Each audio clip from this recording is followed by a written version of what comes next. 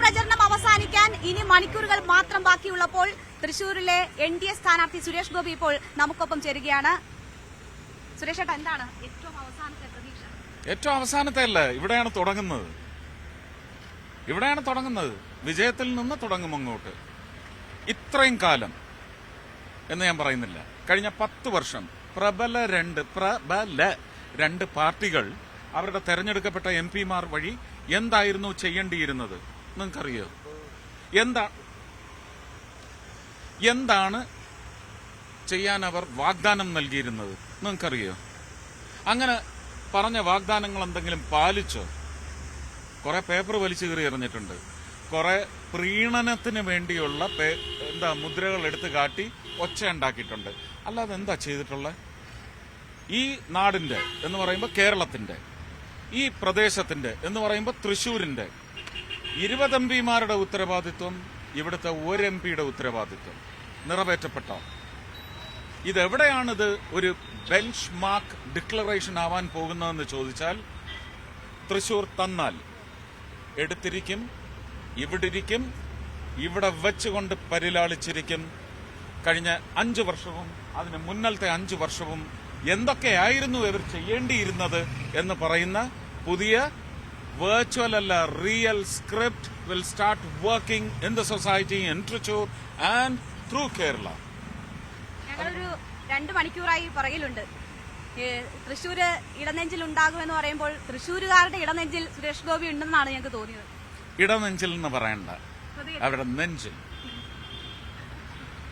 നെഞ്ചിൽ എന്ന് പറഞ്ഞാൽ ഇടത് നല്ല ആശയമാണ്, പക്ഷെ അതിലെ ചില വക്രങ്ങൾ അതിനെ നശിപ്പിച്ചു. അതാണ് ഞങ്ങളുടെ വിജയത്തിന്റെ രഹസ്യം. ഞാൻ കാണുന്ന ഏറ്റവും വലിയ socialist in the whole of the country is Mr. Narendra Modi. Now you start objecting to it, I will counter. What has come from the heart of a leader who leads the nation in the name of governance? What is the excellent governance? What is the excellence in governance? Check the history through 10 years and then cross it with at least 30 years of misgovernance. തൃശ്ശൂരിന്റെ കേന്ദ്രമന്ത്രിയാകും? അല്ല, അതൊക്കെ parliamentary party, അതുപോലെ ക്യാബിനറ്റിന്റെയും MOSSന്റെയും ഒക്കെ list എടുത്തു വെച്ച് അവരാണത് തീരുമാനിക്കുന്നത്.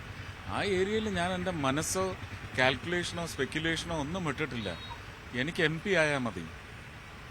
MP ആയി ഇരുന്നുകൊണ്ട് കഴിഞ്ഞ 10 വർഷത്തെ MP-മാരുടെ പ്രവർത്തനത്തെ, 20 പേരുടെയും പ്രവർത്തനത്തെ ഞാൻ ചോദ്യം ചെയ്യുന്ന തരത്തിൽ എന്റെ പ്രവർത്തനം ഞാൻ കാഴ്ചവെക്കും.